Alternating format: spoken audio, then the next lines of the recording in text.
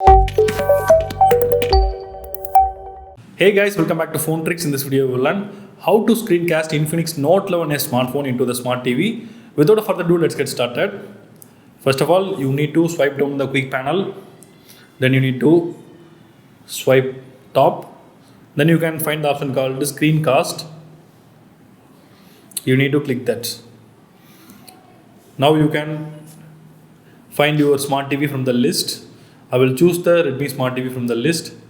Then click Start Now.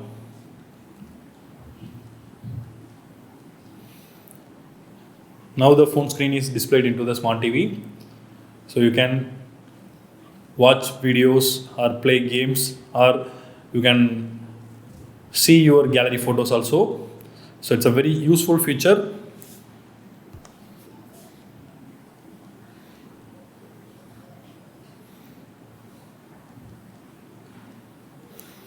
So that's all guys. I hope this video is very useful to you. If you like this video, hit thumbs up and do subscribe our channel for more updates. Thank you.